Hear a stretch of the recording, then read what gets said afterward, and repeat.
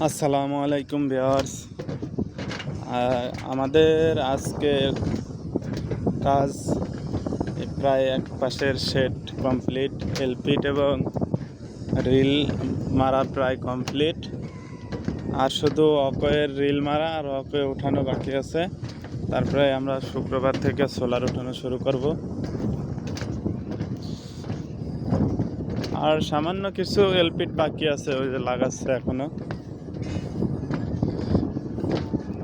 আশা করা যায় ঘন্টাখানেকের মধ্যে হয়ে যাবে।